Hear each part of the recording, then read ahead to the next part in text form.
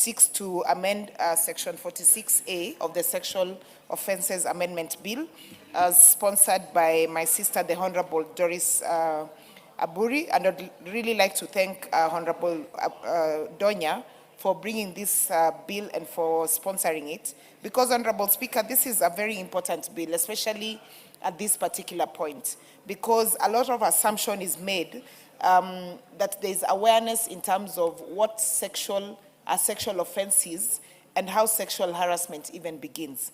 Honorable Speaker, Part A of the bill is talking about promotion of public awareness on sexual offenses through a nationwide education and information campaign.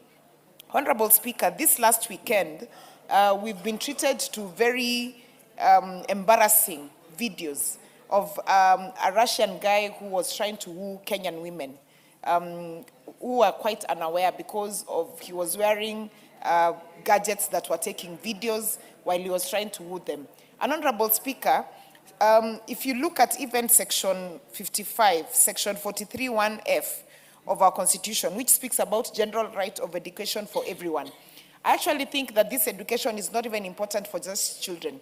Even as adults, we need this education, because people need to be very aware of their surroundings and people who are trying to woo them into this direction. Because it's very embarrassing to see grown women in Kenya being wooed into getting into hotel rooms, into Airbnbs, without even being aware of their surroundings. They don't even know if this is someone who wanted to even harvest their organs or rape them or something like that. So awareness of this is very, very important. And awareness begins, Honorable Speaker, from even the girls being able to know that it is okay to say no. Because some of them don't even know that it is okay to say no. They think they're doing men a favor, or they think by saying no, they're being disrespectful. So this education is very important. Honorable Speaker, even the issue of stigma.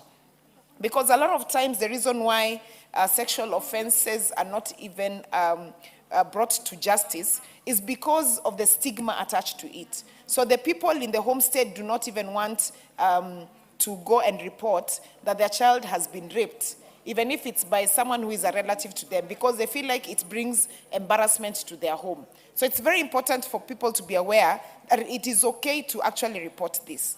Section 2 of the amendment by Honorable Donya seeks to ensure that the Cabinet Secretary, in consultation with the responsible for matters of education, is also ensuring that this particular education is being done.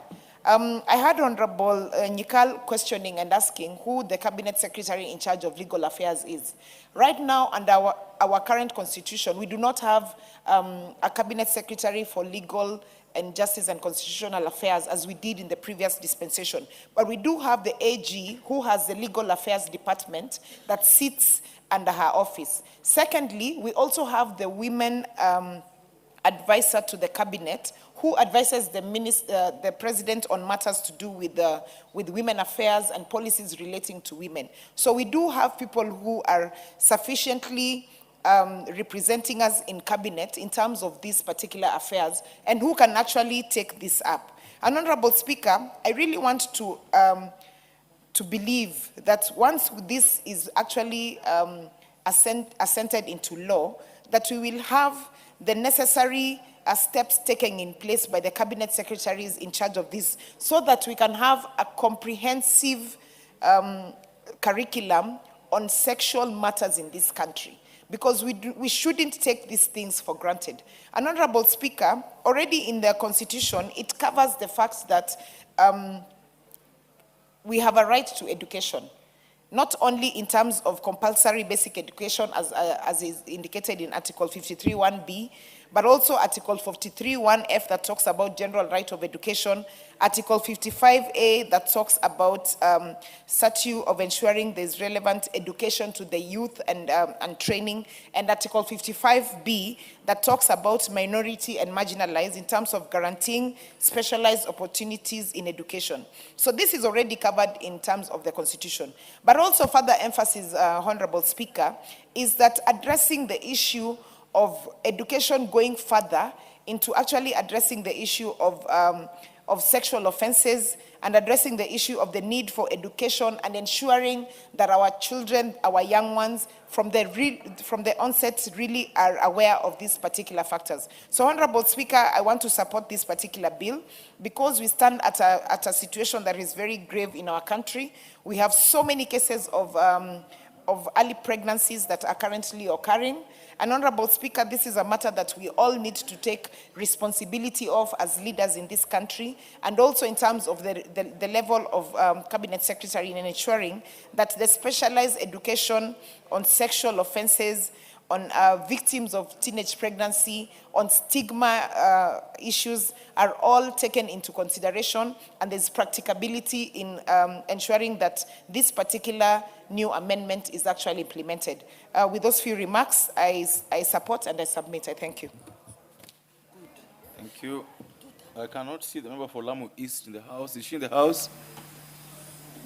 Then member for Marakwet, Elgeyo Marakwet, Honorable Bangaleche.